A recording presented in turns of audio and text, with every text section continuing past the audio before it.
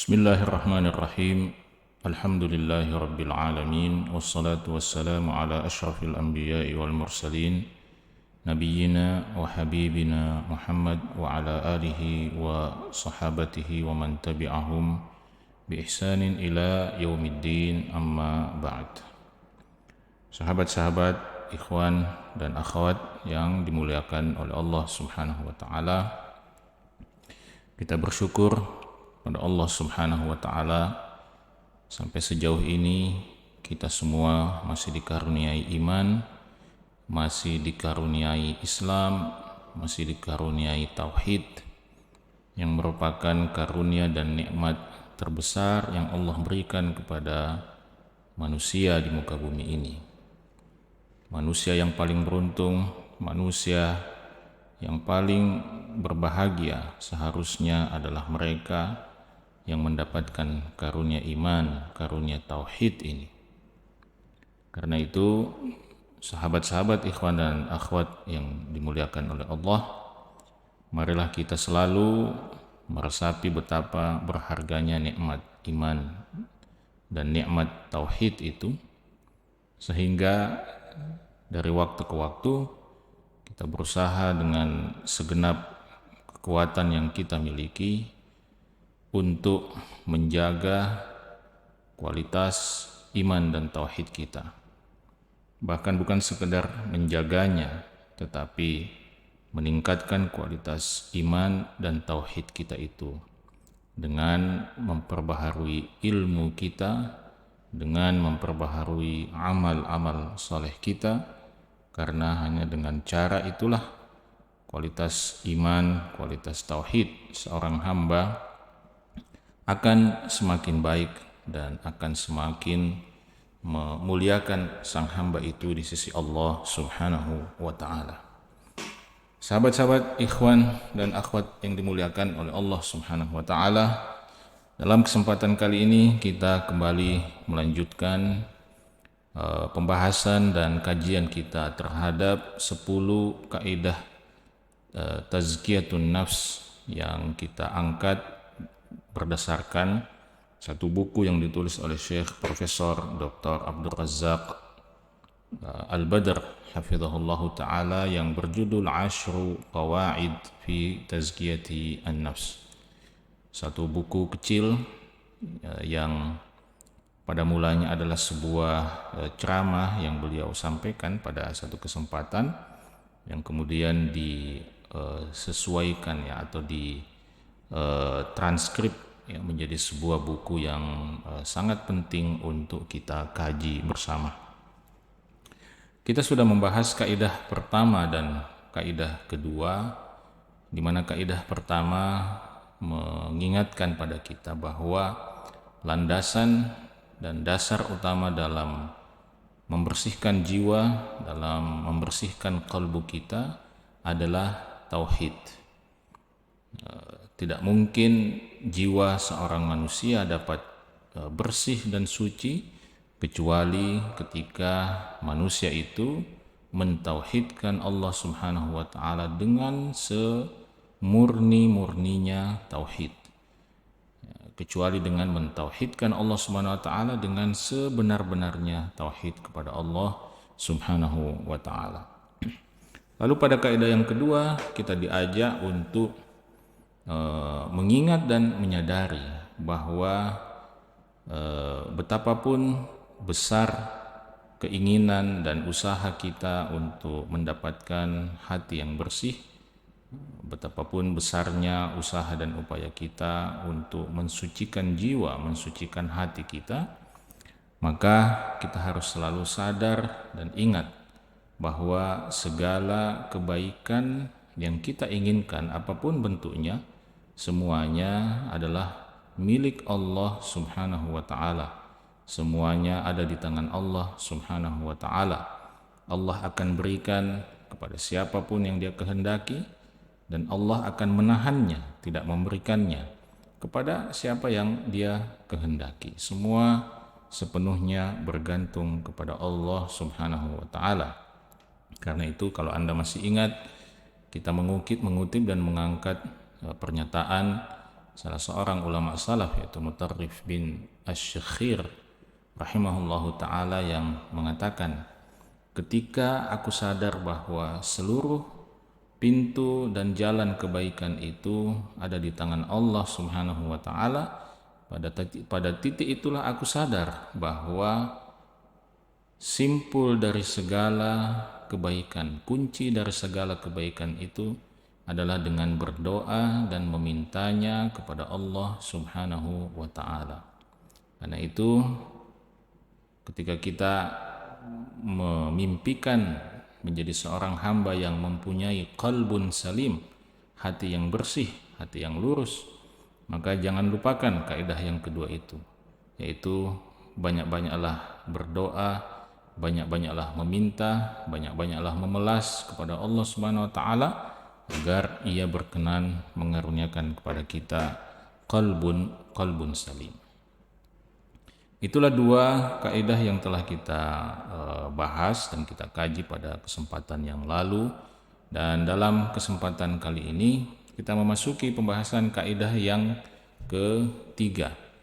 Kaidah yang ketiga dalam tazkiyatun nafs ini, dalam usaha dan upaya kita untuk mensucikan jiwa, adalah kaidah yang berbunyi Al-Qur'anul Karim manba'ut tazkiyati wa ma'inuha. Al-Qur'anul Karim manba'ut tazkiyati wa ma'inuha.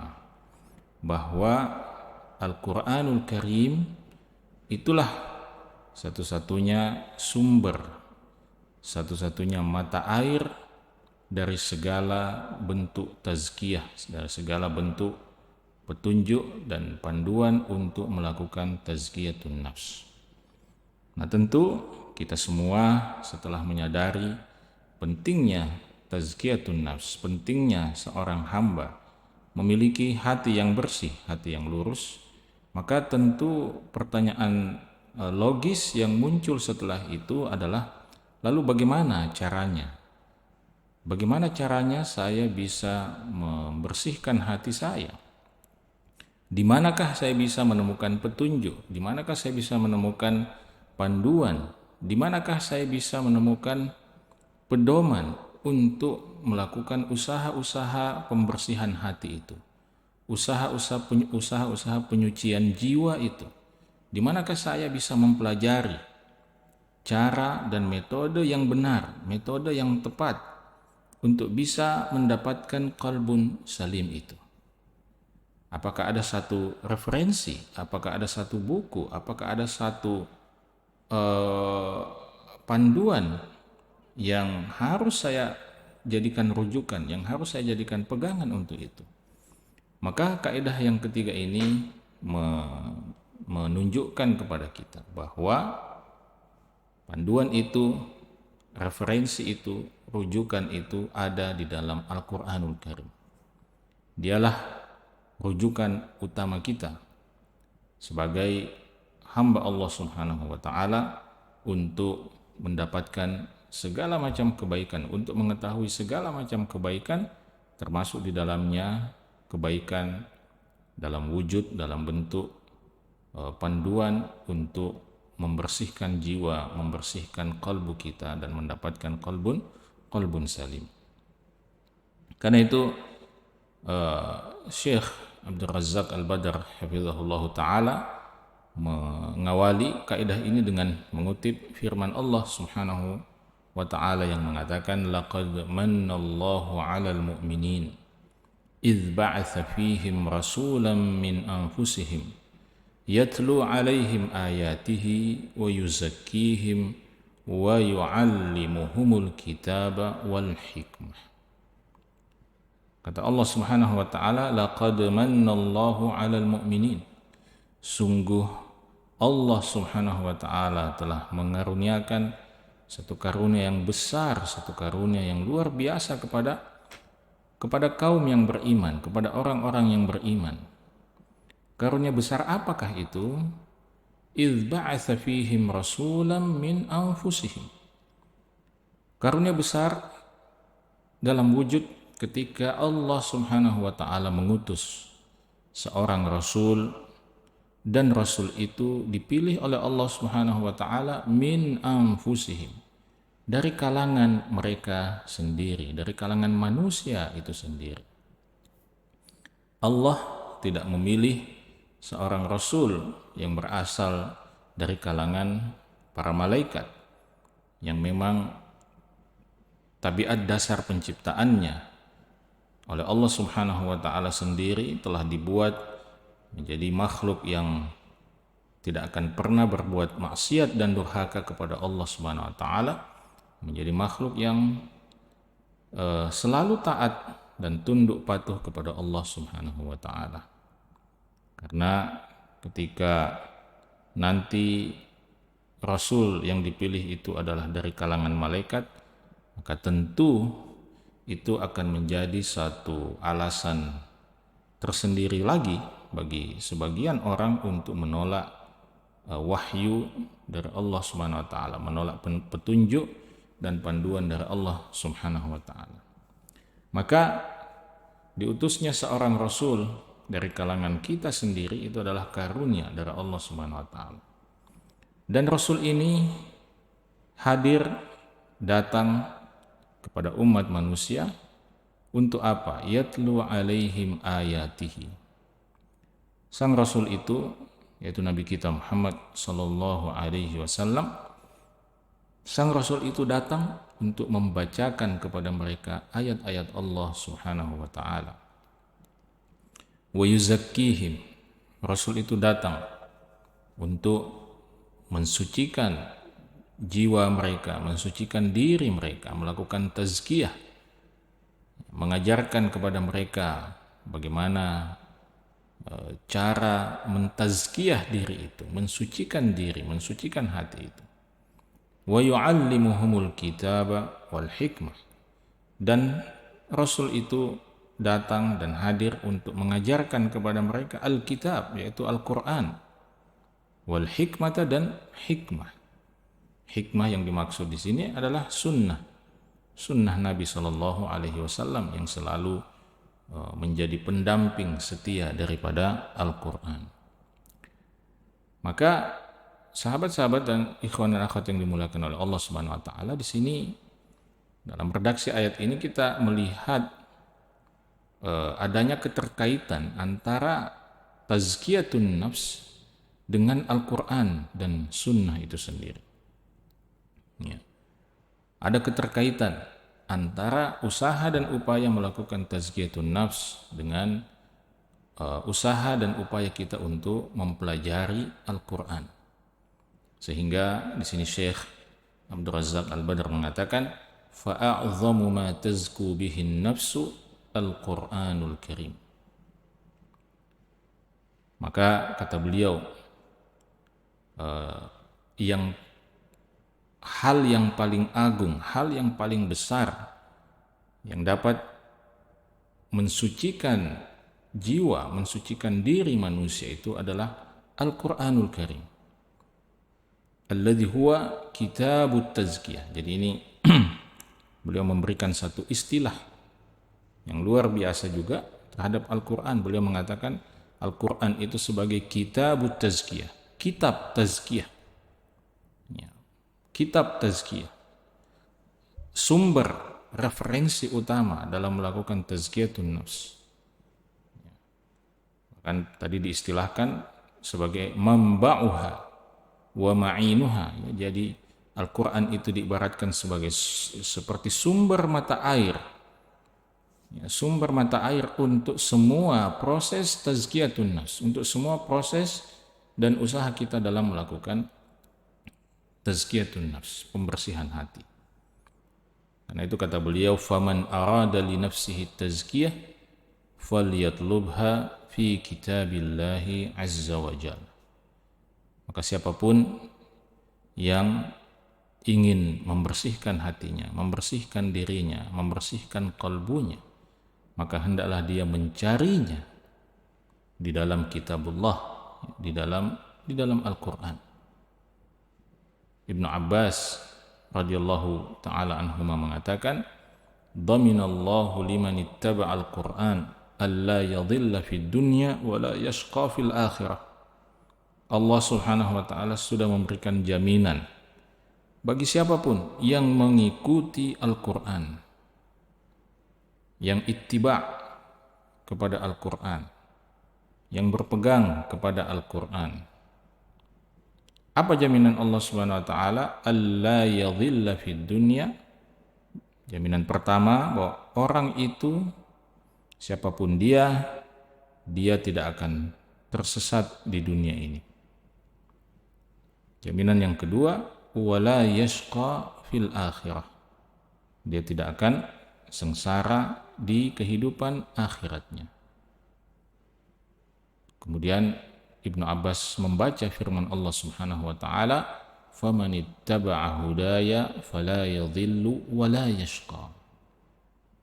Faman ittaba'a hudaya, maka barang siapa yang mengikuti petunjukku, kata Allah Subhanahu wa taala, fala yadhillu, maka dia tidak akan tersesat. Dia tidak akan tersesat di dunia ini. Dia tidak akan bingung di dunia ini. Ya, dia tidak akan kehilangan petunjuk di dunia ini. Dia tahu kemana dia akan pergi. Dia tahu apa yang harus dia lakukan. Ya, dia tahu bagaimana harus merespon setiap kejadian, setiap peristiwa yang menimpa dirinya atau setiap peristiwa yang terjadi di sekitarnya. Intinya, siapapun yang mengikuti petunjuk Allah Subhanahu wa taala, yaitu Al-Qur'an, maka dia tidak akan tersesat di dunia ini. Wala yashqa, dan dia tidak akan sengsara di kehidupan akhiratnya. Karena dia sudah tahu bagaimana seharusnya menjalani kehidupan dunia ini, karena dia sudah tahu bahwa di ujung sana ada kehidupan akhirat yang abadi yang harus dipersiapkan. Maka ketika dia mengikuti petunjuk Allah Subhanahu wa taala sebagaimana mestinya, dia akan mendapatkan jaminan itu bahwa dia tidak akan sengsara di kehidupan akhiratnya.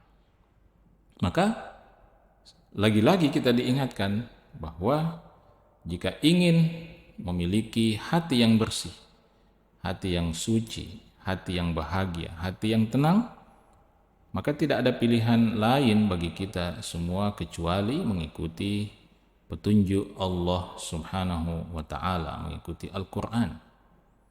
Di dalam ayat yang lain secara lebih detil, secara lebih mendalam, secara lebih terperinci Allah Subhanahu wa taala mengatakan, ya ayyuhan nas qad ja'atkum mau'izatun mir rabbikum wa shifaa'un lima fis sudur wa hudaw wa rahmatul lil mu'minin. Kata Allah Subhanahu wa taala, ya ayyuhan nas, wahai sekalian manusia. Jadi Allah menyeru, ya, memanggil seluruh umat manusia,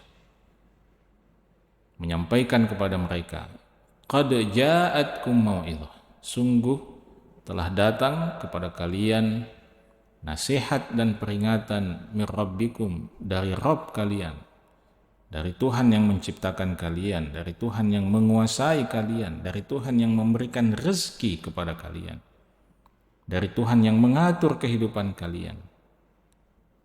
Dia telah menyampaikan nasihat dan peringatan untuk kalian. Bukan hanya itu, wa shifaa'un lima fis sudur. Dia juga telah menyampaikan kepada kalian, ya, satu wahyu, satu petunjuk yang akan bisa menjadi obat penyembuh bagi apa yang ada di dalam dada-dada kalian. Kegalauan, kegamangan, keresahan, kegelisahan, kesesatan, kebingungan pada petunjuk jalan. Wa hudaw wa rahmah lil mu'min. Dan juga dari Allah Subhanahu wa taala telah datang kepada kalian hudan, petunjuk, wa rahmatul lil mu'minin, dan rahmat bagi orang-orang yang beriman. Maka Al-Qur'an itu adalah rahmat. Selain petunjuk, dia adalah rahmat bagi orang yang beriman. Nah, menafsirkan ayat ini atau menjelaskan ayat ini, Al-Imam Ibnu Qayyim Al-Jauziyah rahimahullah mengatakan bahwa Al-Quran huwa asy-syifa'ut tammu min jami'il adwa'il qalbiyyati wal badaniyah. Kata Ibnu Qayyim bahwa Al-Quran itu adalah asy-syifa'ut tam, penyembuh yang sempurna, min jami'il adwa'il qalbiyyati wal badaniyah, terhadap semua penyakit-penyakit qalbiyah, penyakit-penyakit rohaniyah, penyakit-penyakit kejiwaan, penyakit-penyakit yang berkaitan dengan hati kita, jiwa kita, wal badaniyah, dan juga menjadi penyembuh bagi penyakit-penyakit yang berkaitan dengan jasad kita, jasmani kita. Maka Al-Quran adalah penyembuh yang sempurna. Karena itu, bagi Anda yang biasa meruqyah atau diruqyah, Anda harus ingat bahwa Al-Quran itu bukan hanya untuk meruqyah penyakit-penyakit fisik, keluhan-keluhan fisik. Tetapi lebih daripada itu, Al-Quran seharusnya digunakan untuk meruqyah qalbu kita. Mengobati qalbu kita, mengobati hati kita, jiwa kita. Lalu kata Ibnu Qayyim, wa adwa'ud dunya wal akhirah, dan Al-Quran itu juga adalah penyembuh yang sempurna terhadap penyakit-penyakit dunia dan juga penyakit-penyakit akhirat. Penyakit-penyakit yang menghalangi seorang hamba, seorang manusia untuk mengetahui jalan pulangnya ke kehidupan akhirat. Karena itu, sahabat-sahabat dan ikhwan dan akhwat yang dimulakan oleh Allah Subhanahu wa taala, agar kemudian Al-Qur'an ini bisa menjadi panduan utama kita dalam melakukan proses tazkiyatun nafs, dalam melakukan proses membersihkan kalbu kita.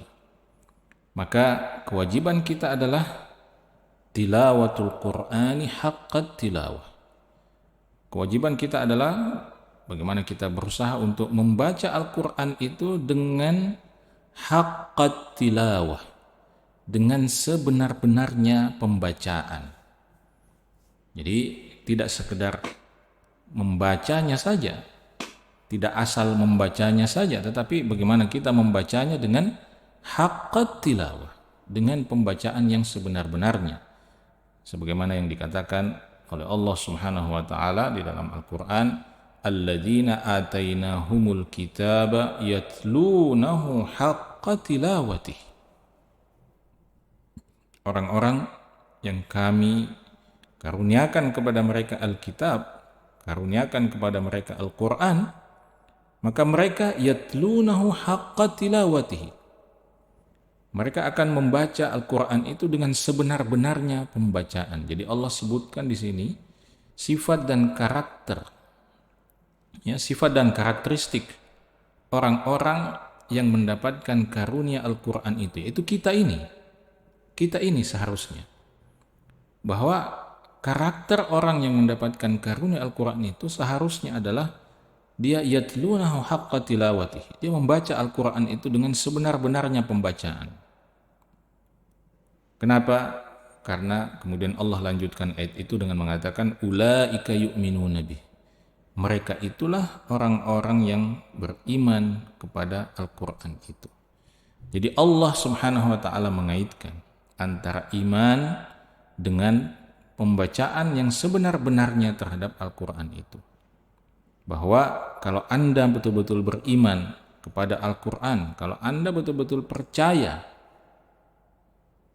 terhadap eksistensi Al-Quran sebagai petunjuk dan pedoman dari Allah Subhanahu wa taala, maka Anda harus membacanya dengan sebenar-benarnya. Nah, bagaimana membaca Al-Quran dengan sebenar-benarnya itu? Di sini Syekh Abdul Razak hafizahullah menjelaskan. Beliau katakan seperti ini. Wa tilawatul kitabi haqqat tilawah, dan membaca Al-Quran dengan sebenar-benarnya pembacaan itu takunu biqiraatihi wa hifdhihi. Ya, dilakukan dengan cara pertama dengan membacanya. Selalu rindu untuk membacanya. Selalu rindu untuk membaca barisan-barisan ayatnya, kalimat-kalimatnya. Dan bukan atau tidak mencukupkan diri dengan membacanya, tapi juga hifdhihi, dengan menghafalkannya. Ya, bukankah kita ketika kita takjub pada satu kalimat-kalimat hikmah, ya, atau kita menyenangi satu bait-bait syair, kita akan menghafalkan kalimat itu dengan sepersis-persisnya. Maka seharusnya kalau kita menikmati Al-Quran itu, kalau kita mencintai Al-Quran itu, kalau kita selalu rindu untuk membaca kalimat-kalimatnya, maka kerinduan itu akan mendorong kita untuk menghafalkannya. Dan bukan sekedar membaca dan menghafalkannya, wa fahmihi wa tadabburihi. Orang yang membaca Al-Quran dengan sebenar-benarnya pembacaan itu, dia pasti akan berusaha untuk memahami Al-Quran itu dan mentadabburi kandungannya, maknanya. Karena tentu sangat aneh dan menggelikan ketika kita mengatakan meyakini Al-Quran sebagai petunjuk. Kita bahkan selalu membaca ayat-ayatnya, bahkan menghafalkan ayat-ayatnya, tetapi kita sendiri tidak faham.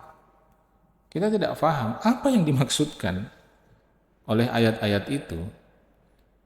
Apa yang Allah sampaikan kepada kita melalui ayat-ayat itu. Maka harus ada usaha untuk memahaminya. Wa tadabburihi. Kita tidak mungkin bisa mentadabburi Al-Quran kecuali ketika kita memahami apa yang terkandung di dalam Al-Quran itu. Maka ikhwan dan akhwat sekalian, di sini saya ingin mengingatkan kita semua bahwa usaha dan upaya kita untuk memahami bahasa Al-Quran itu adalah usaha dan upaya yang seumur hidup harus kita upayakan. Dan jangan berhenti, jangan putus asa meskipun kita belum berhasil kali ini, kita terus mencoba. Kita terus mencoba, setidak-tidaknya pada akhirnya nanti di akhirat kita bisa menjawab atau bisa menjelaskan bahwa ya Allah, saya sudah berusaha selama di dunia ya untuk mempelajari bahasa Al-Quran, mengikuti kursus ini, kursus itu, tetapi inilah yang bisa saya dapatkan. Sampai pada titik itulah kemampuan saya ya Allah. Nah, bukan sekedar memahami dan mentadabburi isinya, tetapi yang tidak kalah penting, bahkan inilah puncaknya, yaitu adalah wal amali bihi, ya, mengamalkan Al-Quran itu sendiri. Sehingga kita ulangi bahwa membaca Al-Quran dengan sebenar-benarnya pembacaan itu mencakup pertama membaca Al-Quran, yang kedua berusaha menghafalkannya sesuai kemampuan kita, yang ketiga berusaha untuk memahami kalimat-kalimatnya. Lalu setelah kita memahami kalimat-kalimatnya, kita berusaha untuk mentadabburi, menyelami kedalaman maknanya. Lalu setelah itu kita berusaha untuk mengamalkan pesan-pesan Allah di dalam Al-Quran itu dengan semaksimal mungkin. Itulah pengertian dari haqqat tilawah itu, haqqut tilawah. Itulah pengertian dari membaca Al-Quran dengan sebenar-benarnya pembacaan. Karena itu sahabat yang mulia Abdullah bin Mas'ud pernah mengatakan, kana ar-rajulu minna idza ta'allama 10 ayatin lam yujawizhunna hatta ya'rifa ma'aniyahunna wal 'amala bihinna. Jadi kata Ibnu Mas'ud menggambarkan bagaimana para sahabat dahulu berinteraksi dengan Al-Quran. Beliau katakan dahulu seseorang dari kami itu idza ta'allama asyra ayat, apabila dia mempelajari 10 ayat, lam yujawizhun, maka dia tidak akan melampaui, dia tidak akan meninggalkan, melewati 10 ayat itu, hatta ya'rifa ma'aniyahun, sampai dia mengetahui makna dari ke-10 ayat itu. Padahal mereka adalah orang-orang Arab. Al-Quran itu turun dengan bahasa mereka, dengan bahasa Quraisy. Tapi kita lihat bagaimana mereka, para sahabat Nabi yang mulia itu, yang notabene mereka adalah min afsahil Arab, mereka adalah orang-orang Arab yang paling fasih bahasanya. Al-Quran diturunkan dengan bahasa mereka, tetapi ternyata berdasarkan pernyataan Abdullah bin Mas'ud ini sendiri, para sahabat itu tetap berusaha untuk mengetahui dan menyelami makna dari 10 ayat yang mereka pelajari itu.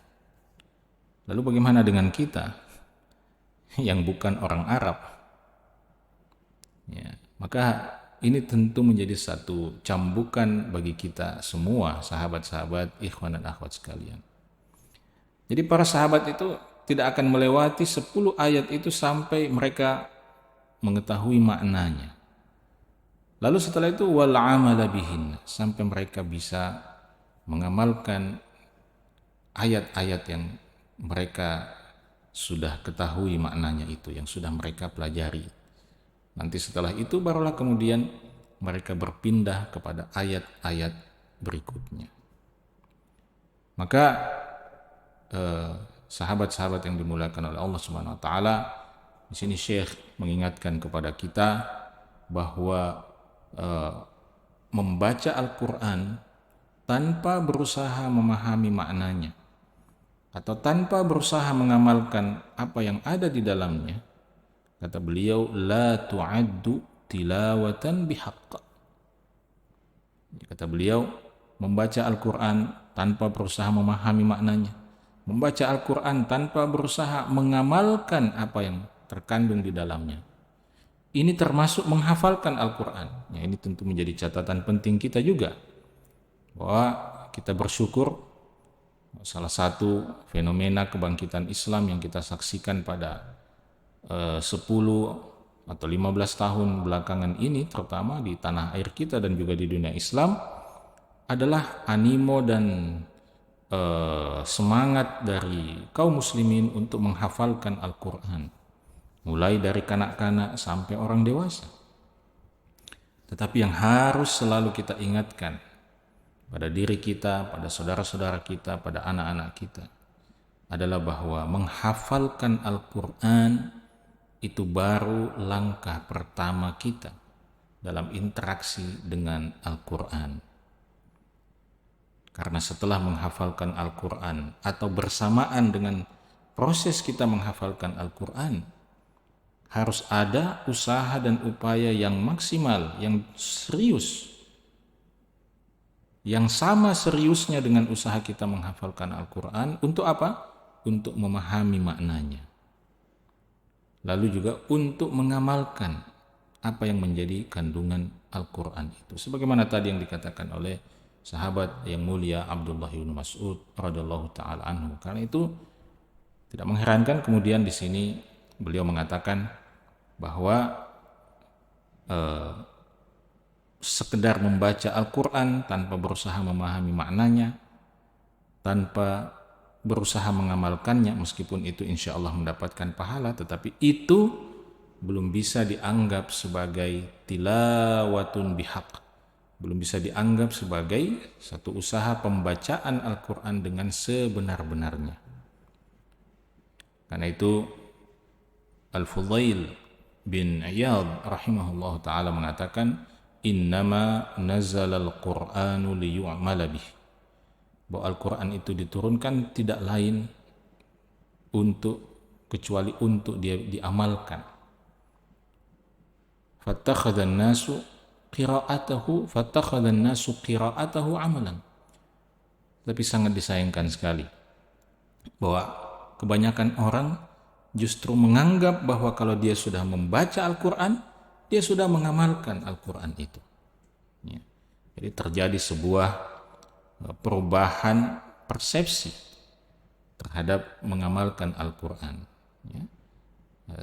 Banyak orang yang mengira bahwa ketika dia sudah membaca Al-Quran, itu sudah cukup. Padahal membaca Al-Quran seperti juga menghafalkan Al-Quran itu baru tahapan pertama. Itu baru level pertama, level awal kita dalam berinteraksi dengan Al-Quran. Kita harus naik pada level berikutnya, yaitu usaha untuk memahami maknanya, usaha untuk mentadabburi kandungannya. Lalu setelah itu kita naik pada level berikutnya, usaha untuk mengamalkan pesan-pesan Allah di dalam Al-Quran. Maka sahabat-sahabat yang dimuliakan oleh Allah SWT, inilah bentuk interaksi dengan Al-Quran yang akan menjadi jalan kita untuk tazkiyatun nafs, untuk mensucikan jiwa, untuk membersihkan jiwa.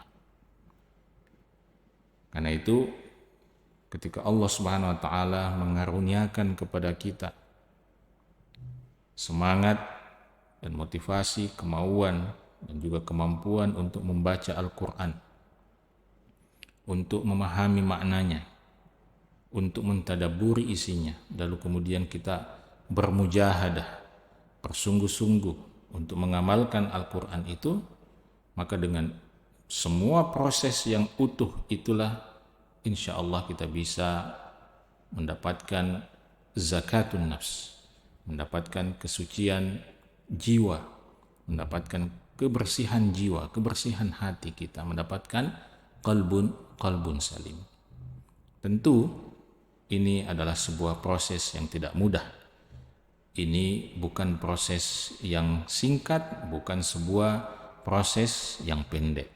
Dibutuhkan upaya terus-menerus, dan sudah pasti setiap kita akan mengalami proses jatuh bangun dalam usaha kita untuk itu. Tetapi ingatlah kaidah yang kedua yang sudah kita pelajari pada kesempatan yang lalu, bahwa pada dasarnya kita memang adalah makhluk yang lemah. La haula wa la quwata illa billah. Kita tidak punya daya dan upaya kecuali ketika Allah Subhanahu wa taala memperkenankan kita untuk melakukan itu semua. Maka jangan pernah putus asa dan jangan pernah berhenti untuk berdoa, meminta kepada Allah Subhanahu wa taala agar diberikan kekuatan, agar diberikan semangat, diberikan motivasi untuk bisa melakukan proses-proses interaksi dengan Al-Quran, proses-proses pembacaan dengan Al-Quran dengan sebenar-benarnya dan dengan sebaik-baiknya, agar kemudian melalui petunjuk dan pedoman Al-Quran itu kita bisa mendapatkan kebahagiaan kita yang sesungguhnya, kebahagiaan yang sejati, kebahagiaan sebagai seorang abdullah, sebagai seorang hamba Allah Subhanahu wa ta'ala. Demikian sahabat-sahabat, ikhwan dan akhwat yang dimuliakan oleh Allah Subhanahu wa taala, kajian kita pada kesempatan kali ini. Insyaallah kita bertemu kembali pada kesempatan yang akan datang. Semoga semua yang kita kajikan ini bisa menjadi ilmu yang bermanfaat dan dapat kita wujudkan menjadi satu amal soleh. Kita cukupkan.